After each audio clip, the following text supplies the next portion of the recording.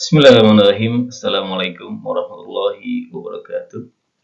Alhamdulillah, di edisi kali ini kita akan membahas terkait materi prinsip manajemen risiko keuangan syariah. Langsung saja ke pokok materi kita. Jadi di materi kali ini kita akan mengenal, kalau kemarin kita sudah mengenal namanya ada istilahnya Komite Basel ya, yang berbasis di Swiss, yang secara umum mengatur standar risiko untuk lembaga perbankan dan lembaga industri keuangan lainnya di dunia. Nah, dalam industri keuangan syariah, kita juga punya namanya IFSB atau yang dikenal dengan sebutan Islamic Financial Service Board yang berbasis di Kuala Lumpur yang sudah berdiri sejak tanggal 3 November 2002 maksudnya. Nah, lembaga ini adalah salah satu lembaga pengatur standar nasional dan badan pengawas yang memiliki tujuan untuk menjaga kesehatan dan stabilitas yang khusus pada industri jasa keuangan Islam, termasuk perbankan, pasar modal, dan asuransi. Jadi dia fungsinya juga sebagai pelengkap Basel. Nah, ada beberapa aturan Basel yang kita bahas di pertemuan sebelumnya itu yang belum sesuai dengan ciri atau karakter dari bank syariah. Jadi anggota cukup banyak ya teman-teman, dia ada 187 anggota. Ya, ada otoritas jasa keuangan, ada pelaku pasar juga dan lain sebagainya. Dan di Indonesia kita bisa mengenal adanya OJK, Bank Indonesia, Lembaga Penjamin Simpanan, dan Bank Syariah Indonesia juga termasuk daripada anggota IFSB yang berasal dari Indonesia. Nah, berikut contohnya ya, sebenarnya ada 34 standar yang telah ditetapkan oleh IFSB. Jadi di sini kita bisa melihat, ini saya kutip dari bukunya IMF ya. Mereka membagi ada beberapa standar yang bisa ditetapkan perbankan syariah. Termasuk kalau kita lihat di sini ada standar 6 itu yang khusus ngomongin terkait capital market atau pasar modal. Ada juga standar 8, 11, 14, 18 itu juga ngomongin khusus terkait takaful atau syariah insurance, asuransi syariah. Juga ada namanya cross sektor untuk semua sektor itu di standar 9 dan 10. Termasuk syariah compliance dan etika bisnis ya. Nah, untuk bank khususnya bank syariah ya, kita bisa melihat di sini ada pembagiannya ya. Di sini ada standar IFSB yang digunakan pra-krisis ya. Biasanya IFSB nomor 1 itu risk management yang akan banyak kita bahas di edisi kali ini. Termasuk ada capital adequacy sampai ke 7 ya. Terkait cadangan modal ya, capital adequacy. Terus juga ada namanya ISBD 12 sampai 17 yang itu yang ngomongin terkait kalau ada krisis, standar penanganan krisis kalau seandainya bank mengalami suatu krisis seperti itu. Oke, nanti detailnya bisa kita bahas ke teman selanjutnya. Selanjutnya di sini ada beberapa manajemen risiko. Jadi kalau kita lihat tadi nomor 1 daripada standar risiko daripada standar yang ditetapkan oleh IFSB adalah terkait manajemen risiko. Nah, manajemen risiko dalam standar IFSB itu memiliki 1, 2, 3, ada 7 ya, ada 7 tahapan, ada 7 poin yang dibahas dalam standar manajemen risiko IFSB. Yang pertama adalah pasaran umum. Jadi untuk bisa masuk ke manajemen risiko di suatu bank syariah itu harus punya pasaran umum yang dimiliki. Yang pertama adalah kalau kita lihat di sini ada namanya dia harus punya manajemen risiko. Ada subbagian sendiri di bank syariah itu. Dan dia punya laporan komprehensif, termasuk laporan keuangan, laporan tahunan, dan lain sebagainya. Dan tentunya dia punya dewan pengawas, ya, termasuk dewan pengawas syariah dan lain sebagainya. Otoritas jasa keuangan juga pengawas. Selanjutnya dalam konteks resiko kredit di IFSB dia mengatur terkait strategi pembiayaan, bagaimana kita menganalisis calon debitur, exposure to resiko kredit, dan bagaimana mitigasi resiko kredit syariah.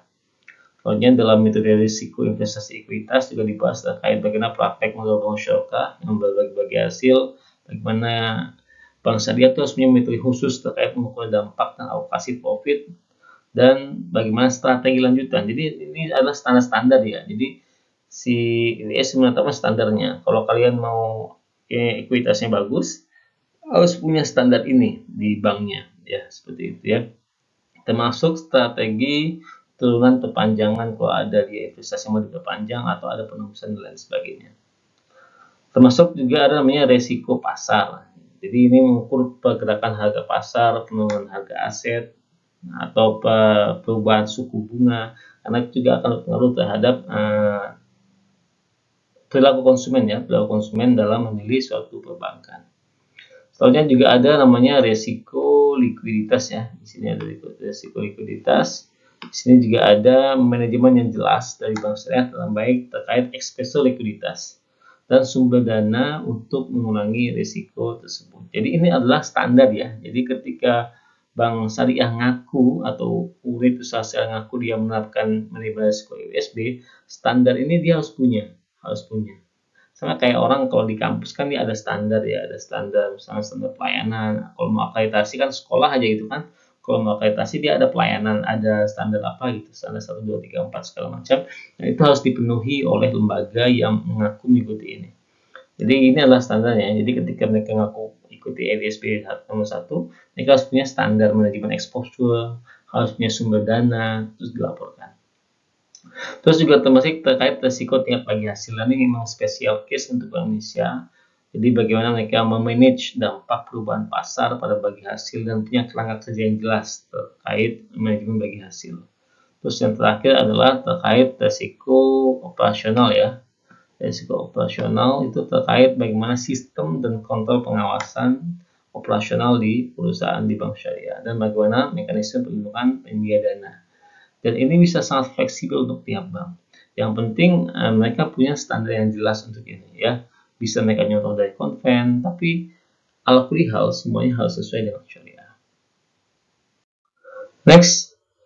Nah, ini ada beberapa proses manajemen risiko pada IWSB. Jadi ini adalah prosesnya ya. Prosesnya kita mulai dari identifikasi. Kalau kalian pernah belajar di dua materi sebelumnya, gitu kita bahas terkait analisis risiko keuangan. Di situ ada proses identifikasi, ada proses mitigasi. Setelah dimitigasi ada proses pemantauan, ada pelaporan, ada pengendalian risiko. Apakah risiko itu nanti bisa dikurangi, dipindahkan, atau di manage, dikelola, dan segala macam. Dan itu semuanya menjadi bagian daripada sistem informasi manajemen. Ya. Jadi ketika prosesnya jalan, dan risiko itu juga selalu diinventarisir ya. Jadi risiko yang sudah ada, risiko yang sudah di sharing, di transfer, atau di respon itu semuanya harus punya diinventarisir. Jadi ketika ada case yang sama di masa depan, bank syariah atau unit usaha syariah sudah siap untuk menangani risiko tersebut. Jadi dalam sistem pengawasan juga sekali saya sampaikan, jadi mereka tetap harus patuh. Jadi apapun kondisinya, kepatuhan terhadap syariah itu adalah emas atau keharusan gitu kan. Nah, jadi poin pertama adalah harus patuh pada prinsip syariah. Yang kedua baru pada prosedur dan kebijakan aturan yang berlaku. Ya, ada peraturan OJK dan Bank Indonesia. Kalau Indonesia kita akan bahas di slide selanjutnya. Dan yang ketiga adalah mempertimbangkan integritas proses manajemen risiko. Jadi kita harus memiliki integritas ya, jangan sampai ada proses fraud, ada proses yang tidak benar dalam setiap manajemen risiko. Nah, bagaimana dalam Islam kita mengidentifikasi risiko keuangan? Jadi dalam Islam ini sangat sering kita mengenal istilah namanya istilah maqasid syariah. Maqasid syariah itu berasal dari kata maksud itu artinya tujuan. Maqasid jamaknya tujuan syariah ya syariah. Syariah itu adalah jalan ya, jalan menuju yang dari Allah seperti itu ya. Jadi tujuan-tujuan yang bisa diterapkan oleh perusahaan dalam setiap mengambil kebijakan. Jadi ketika perusahaan menerapkan manajemen risiko, ketika perusahaan ataupun distrik keuangan syariah menetapkan suatu kebijakan, itu dipastikan harus bisa memenuhi 5 tujuan ini, yaitu menjaga agama, menjaga jiwa, menjaga akal, menjaga salah ya, ini menjaga harta, salah tulis. Ini menjaga harta, setelah menjaga akal, menjaga harta, baru yang terakhir adalah menjaga kehormatan. Ya, saya tulis dulu harta, ya nggak salah. Oke. Semoga terbaca ya. Jadi kalau menurut Ibnu Ashur, jadi istilah ini maqasid syariah ini mengacu pada penilaian ketertiban, pencapaian manfaat, pencegahan mudarat, penanaman kesetaraan yang menyebabkan hukum dihormati, dipatuhi, dan sehingga umat jadi kuat dan sejahtera. Jadi ini menjadi indikator yang jelas bagi setiap industri keuangan syariah dalam menetapkan suatu bagaimana mereka mencapai manfaat yang maksimal dan mencegah dari kemudaratan yang jelas. Seperti itu. Ada beberapa prinsip Al-Quran yang kita pahami ya. Jadi diantaranya adalah infakkanlah jalanmu. Ini surat Al-Baqarah ayat 195 ya. Dan janganlah kamu jatuhkan dirimu ke dalam kebinasaan. Ini ayat yang penting sekali ya. Jadi ketika Bank Syariah mengalokasikan dana, pastikan itu sesuai dengan di jalan Allah gitu kan. Jadi kalau seandainya dia menginvestasikan dananya, mengalokasikan dananya bukan di jalan yang dari Allah, maka dapat dipastikan perusahaan itu akan jatuh ke dalam kebinasaan ya dengan tangan sendiri. Artinya dia kebijakan yang salah itu akan membuat binasa dirinya sendiri. Dan membuat baiklah langsung Allah memikir orang berbaik. Ya, ini juga salah satu bagian ya di antara maksudnya syariah tadi kan ada menjaga agama. Menjaga agama itu poinnya adalah di antaranya adalah bagaimana karyawan walaupun dia industrinya kuat syariah, dia tetap bisa sholat tepat waktu. Dia tetap bisa membayar zakat. Ya, menjaga jiwa misalnya dia bisa ada namanya jaminan kesehatan bagi keluarga, bagi semuanya segala macam. Menjaga akal misalnya ada namanya pelatihan, pengembangan kompetensi SDM yang selalu bersinambungan. Menjaga harta dia memastikan semua pendapatan pengeluaran itu semuanya berjalan sesuai dengan syariah tanpa riba, tanpa maisir, tanpa bohong. Menjaga kehormatan artinya dia benar-benar apa yang dia tulis dalam prosedur SOP, peraturan semuanya benar-benar dijalankan. Karena kalau seandainya orang sudah berbicara tapi tidak menerapkan apa yang dibicarakan, apa yang ditetapkan, artinya dia merusak kehormatan dirinya sendiri. Maka dalam surat Yakub juga dikatakan, hai anak-anakku, janganlah kamu bersama-sama masuk ke gerbang. Ini ayatnya ngomongin tentang investasi ya. Jadi kalau kita mau investasi di suatu tempat, masuklah dari pintu gerbang yang berlain-lainnya. Jadi harus kalau dalam teori konven kan jangan pernah put in one basket ya, jangan pernah taruh satu investasi itu dalam satu keranjang, harus di banyak keranjang ya. Kemudian ini juga ada poin ini ya, poin tawakal di sini. Keputusan tentang sesuatu hanyalah hak Allah. Jadi ini adalah anjuran kita untuk berikhtiar atau untuk berusaha. Masuklah dari bagian yang banyak. Nah, tapi ada poin tawakalnya ya.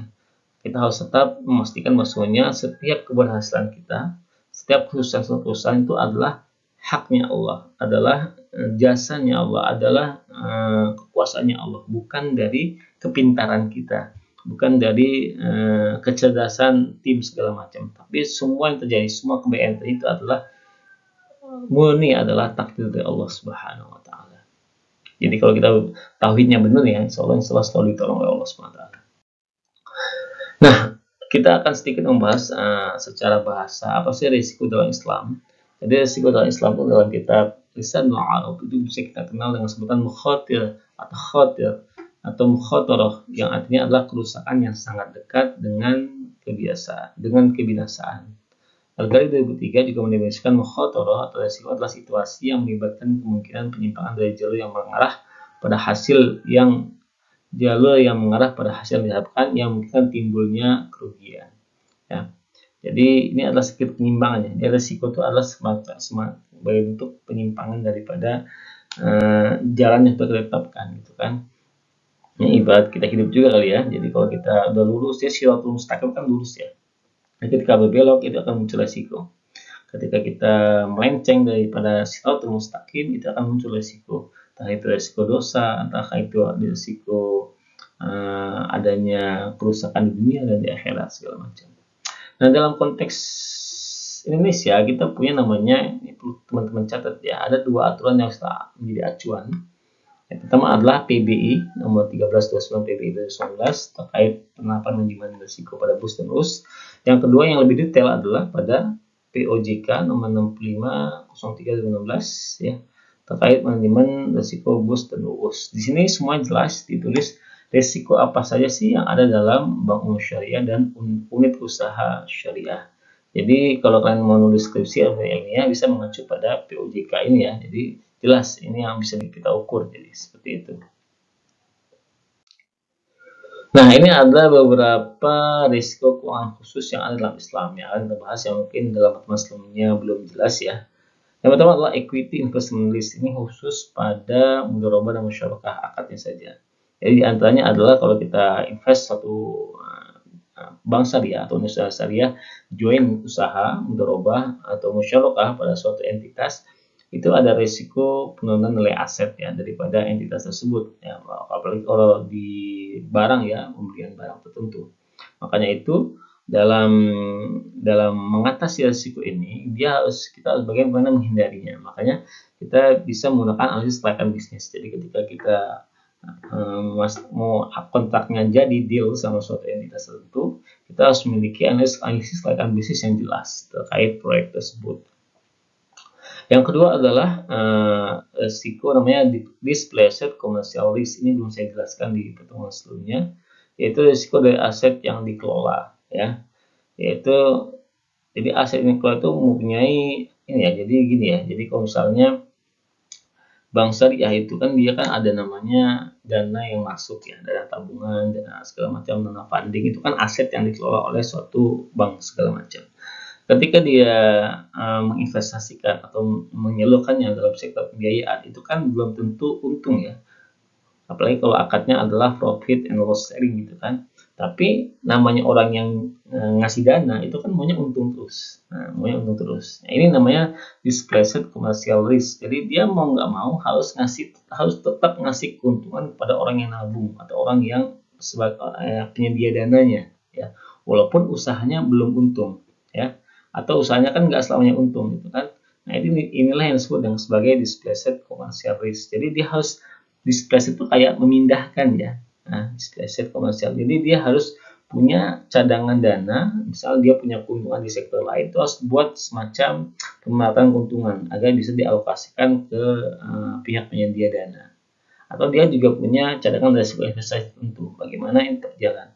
Makanya kalau kita lihat di bank syariah itu jarang sekali yang ada yang menerapkan namanya profit and loss sharing. Bahasa mereka adalah revenue sharing atau apa namanya itu? Berbagi pendapatan gitu ya. Jadi pendapatan itu kalau kalian ketahui itu kan sesuatu yang income sebelum ini ya, sebelum pajak ya, sebelum operasional. Kalau profit itu kan udah bersih gitu kan. Kalau revenue itu belum bersih ya, belum bersih. Itu yang di sharingkan. Dan itu resikonya sangat besar bagi bank syariah. Dan ini harusnya bisa dihindari dengan analisis terkait debitur macam itu, bagaimana mereka tetap layak segala macam. Selanjutnya juga ada namanya rate of return risk. Nah, ini adalah risiko pengembalian keuntungan atau imbal bagi hasil ya. Di antaranya adalah ini yang paling concern yang sering banyak menjadi isu dalam bank syariah adalah perubahan pasar, perubahan tingkat suku bunga konven, perubahan harga pasar. Atau gini ya, kenapa saya ngomongin suku bunga konven? Apa sih hubungannya sama bank syariah gitu kan? Kan bunga, nggak ada hubungan sama bank syariah. Karena ini kita ngomongin pasar ya kawan-kawan. Jadi pasar itu mereka akan, jadi bank itu kan bunga bagi hasil itu adalah gimmick-gimmick marketing yang menarik orang untuk menabung, menarik orang untuk berinvestasi di sektor industri keuangan seperti itu. Kalau seandainya tingkat suku bunga yang ditawarkan oleh konvensional lebih besar daripada imbal bagi hasil yang ditawarkan syariah, secara rasional orang akan pindah ke konven ya. Makanya kalau di Indonesia kebanyakan orang yang di bank syariah ini adalah nasabah-nasabah yang bahasanya itu dalam tanda kutip adalah emosional ya. Sebenarnya rasional juga ya, karena dia mikir dunia akhirat gitu kan. Jadi saya nggak setuju kalau seandainya nasabah syariah itu orangnya emosional, tidak rasional gitu, nggak juga. Karena orang yang memikirkan akhirat itu sangat rasional ya. Orang yang memikirkan hidup setelah mati sangat rasional seperti itu. Makanya mereka menghindari riba seperti itu. Jadi gitu ya. Tapi secara ekonomi ini orang akan tetap ada satu komponen yang menjadi salah satu alasan orang untuk memutuskan apakah dia milih konven atau ambil syariah adalah tingkat bagi hasil atau tingkat suku bunga. Nah, kalau seandainya tingkat suku bunga yang ditawarkan oleh bank konven sangat besar, itu tentu akan mengaruhi jumlah uang yang masuk ke bank syariah. Makanya ini akan menjadi salah satu bagian daripada pertimbangan bank syariah bagaimana dia bisa meningkatkan bagi hasilnya. Yang terakhir adalah syariah compliance risk. Nah, ini adalah risiko pelanggaran atau kepatuhan syariah. Jadi kalau seandainya bank syariah nggak patuh sama syariah, ya nggak bisa dikatakan syariah lagi pasti ya. Ya hilang syariahnya. Maka itu diperlukan namanya peran DPS atau Dewan Pengawas Syariah. Dan setiap dokumentasi, setiap akad harus ada dokumentasinya. Dan kalau mengacu pada standarnya FSB itu syariah compliance ini harus ada dari third party atau dari pihak ketiga yang independen ya. Nah, ini saya kurang tahu kalau Indonesia diterapkan apa enggak. DPS itu apakah termasuk bagian dari pihak ketiga atau dia udah pihak ke dalam, karena dia dibayar ya sama pihak bank. Jadi saya nggak bisa menganggap, menurut saya itu bukan pihak ketiga ya. Pihak ketiga itu bisa pihak swasta yang dibayar pemerintah secara khusus gitu kan untuk meninjau kepatuhan syariah suatu lembaga. Yang terakhir adalah pengembangan produk harus tetap sesuai syariah. Ini penting ya, jangan sampai kita ikut-ikutan konvensional tapi ternyata produknya tidak sesuai syariah, atau dicari-cari alasannya nih supaya sesuai syariah. Dan ini case-nya banyak sekali nih ya. Ada beberapa bank syariah yang saya lihat sendiri itu datang ke suatu entitas pendidikan gitu kan untuk mensyariahkan produknya yang secara akademik itu masih konvensional, masih berbau. Oke, demikian. Semoga kita bisa tetap dalam iman dan Islam dan tetap bisa konsisten membela mendukung Bank Syariah Indonesia, Bank Syariah Indonesia apapun yang namanya ya. Terima kasih. Semoga bermanfaat. Assalamualaikum warahmatullahi wabarakatuh.